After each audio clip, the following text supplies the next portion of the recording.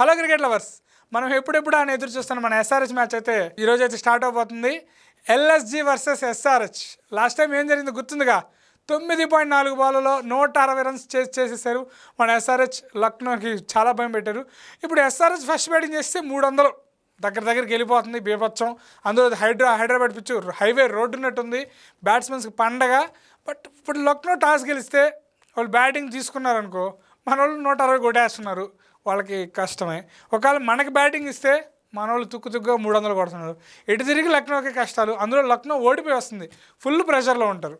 But head to head record చూస్తే shocking. అసలు 4 మ్యాచ్లు జరిగితే 3 లక్నో, ఒక్క మ్యాచే ఎస్ఆర్హెచ్ గెలిచింది. ఆ ఒక్క మ్యాచ్ కూడా లాస్ట్ టైం 160 చేసింగ్ 10 ఓవర్ లోపల 9.4 బాల్స్లో 10 వికెట్స్కి అది. కానీ మిగతా 3 మ్యాచ్లు లక్నోనే గెలిచింది. లక్నోకి మంచి రికార్డు ఉంది హెడ్ టు హెడ్. కానీ మ్యాచ్ ఎక్కడ, హైదరాబాద్లో మన ఉప్పల్ గ్రౌండ్లో.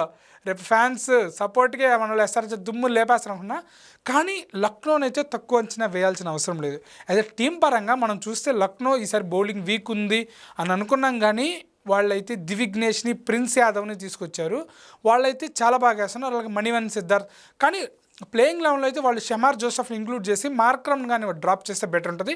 కానీ కాకపోతే ఏమవుతుందంటే, మార్క్రమ్ హైదరాబాద్ గ్రౌండ్లో చాలా ఆడిన ఎక్స్పీరియన్స్ ఉంది ప్రీవియస్ సీజన్లో, కాబట్టి మార్క్రమ్ డ్రాప్ చేస్తారా లేదనేదే చూడాలి. మార్క్రమ్ డ్రాప్ చేసి షమార్ జోసెఫ్ని ప్లేయింగ్ లెవెన్లో పెట్టుకుని ఇంకొక ఇండియన్ బ్యాటర్ హర్షిన్ కులకర్ణిని తీసుకొస్తే బెటర్ ఉంటుంది అనుకుంటున్నాను నేను. చూద్దాం. హర్షిన్ కులకర్ణి కూడా చాలా హిట్టింగ్ ఆడతాడు, తను అండర్-19 నుంచి వచ్చినాడు. బట్ ఇక మనం ఇక్కడేమవుతుందంటే, మన ఎస్ఆర్హెచ్ కాటేరమ్మ కొడుకులు 300 కొట్టేస్తారు, లక్నోని చిత్తర చేసేస్తారు అనుకుంటాం, కానీ లక్నో బ్యాటింగ్ కూడా బీభత్సంగా ఉంది. మనం ఏ మాటకి ఆ మాట మాట్లాడుకోవాలి కదా ప్రివ్యూలో. వాళ్ళకి ఎవరు మార్షు బీభత్సమైన బ్యాటింగ్ ఆడాడు ఫస్ట్ మ్యాచ్లో. ఇంకా పూరన్ గురించి మనం తక్కువ చెప్పుకోవాలి, ఆడు బీభత్సంగా ఆడతాడు పూరను. ఇక పంత్ ఫస్ట్ మ్యాచ్లో డకౌట్ అయ్యాక ఖచ్చితంగా ఈ మ్యాచ్పై ఫుల్ ప్రిపరేషన్ వస్తాడు. పంత్ 2.0 చూస్తున్నాం ఆల్రెడీ, బట్ చూస్తాడు రేపు ఖచ్చితంగా. పంత్ కూడా తక్కువ అని చెప్పి. అలాగే వీళ్ళకి డెత్లో ఇబ్బంది ఉంది. మళ్ళీ అక్కడ మిల్లర్ తప్ప ఇంకొక పెద్ద బ్యాట్స్మెన్ లేడు. ఆయుష్ బదోని ఉన్నాడు, అలాగే షర్దుల్ ఠాకూర్, షాబాజ్ అహ్మద్ రూపంలో.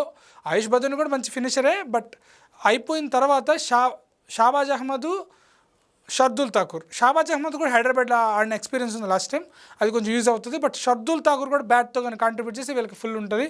చూద్దాం. వాళ్ళ బ్యాటింగ్ కూడా బీభత్సంగా ఉంది. వాళ్ళు 300 కొట్టినా మనం ఆశ్చర్యపోవలే, ఎందుకంటే మన బౌలర్స్ కొంచెం వాళ్ళని ట్యాకిల్ చేయగలగాలి. మన వాళ్ళు కూడా ఫస్ట్ మ్యాచ్లో 240 ఇచ్చేశారు.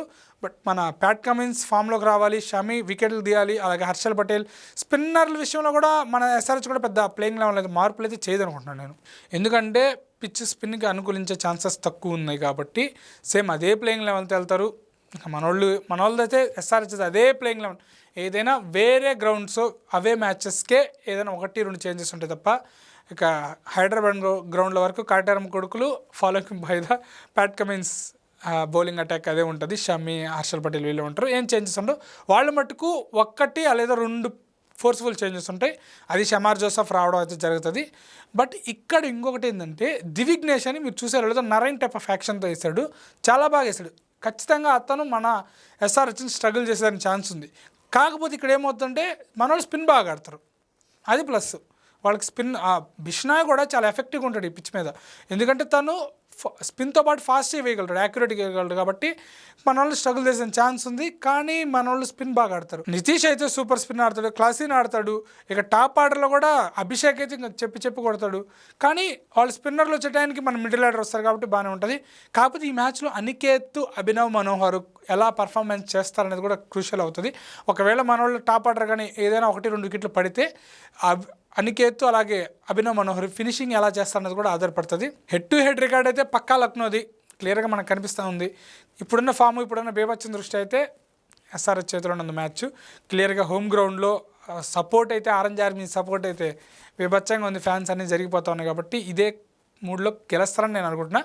బట్ లక్నో అయితే పక్కాగా ఈ మ్యాచ్ని ఈజీగా తీసుకోదు. ఆల్రెడీ గోయంకా వార్నింగ్ కూడా ఇచ్చినట్టు కనిపిస్తూ ఉంది మనకి. ఢిల్లీ మ్యాచ్లో వాళ్ళు క్లోజ్ గేమ్ ఓడిపోయారు. వాళ్ళు కొన్ని మిస్టేక్స్, వాళ్ళ టీం ఓవరాల్గా బాగుంది, సెట్ అయింది. షర్దుల్ ఠాకూర్ ఎప్పుడైతే ఆడాడో తన రన్స్కి వెళ్ళినా కూడా తను మంచిగా నకల్ బాల్సే వేస్తాడు, కాబట్టి తను కూడా ఎఫెక్టివ్ ఉంది. లక్నోని మనం అంత ఈజీగా తీసేయాల్సిన అవసరం లేదు. వాళ్ళు ఖచ్చితంగా టైట్ గేమ్ ఇస్తారు. మనం డామినేట్ చేసి ఆడేంత టీం అయితే అనుకోవట్లేదు, కానీ నేను ఖచ్చితంగా పర్ఫెక్ట్గా వాళ్ళది బ్యాలెన్స్ స్క్వాడ్ ఉంది. వాళ్ళు ఎప్పుడైతే వాళ్ళు కానీ ఒక బౌలర్స్ ఒక 2-3 కానీ సెట్ అయ్యారా, వాళ్ళ బ్యాటింగ్ కూడా బీభత్సంగా ఉంది. కాబట్టి చూద్దాం. ఈ మ్యాచ్లో క్లియర్గా ఏ టీం అయితే బెటర్ బౌలింగ్ చేస్తుందో, ఏ టీం అయితే త్వరగా వికెట్లు తీగలుతుందో ఆ టీమే గెలుస్తుంది. ఎందుకంటే ఇది highway pitch, batting pitch. Batsmen ఎంత స్కోర్ చేసినా కూడా బౌలర్స్ అనేది కీలకంగా మారిపోతుంది.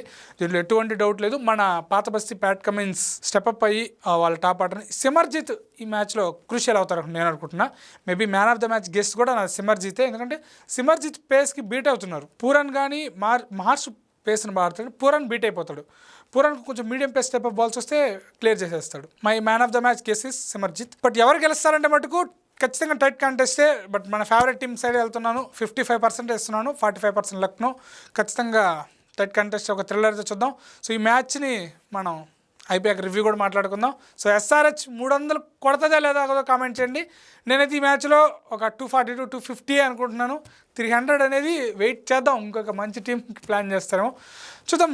లక్నో కూడా ఎంతవరకు కొట్టదు, ఈ మ్యాచ్ ఎలా ఉంటుందో కూడా డీటెయిల్గా మాట్లాడుకున్నాం. సో మీకు ఎలా అనిపించిందో కూడా కామెంట్ చేయండి, వీడియోని లైక్ చేయండి, షేర్ చేయండి, సబ్స్క్రైబ్ చేసుకోండి. ఉంటాను, బై, థ్యాంక్స్. ఇంతకీ నా ఎస్ఆర్హెచ్ జెర్సీ ఎలా ఉందో కూడా కామెంట్ చేయండి. సో మీ ఫేవరెట్ జెర్సీ ఏదో కూడా కామెంట్ చేయండి. ఉంటాను, బై, థ్యాంక్స్.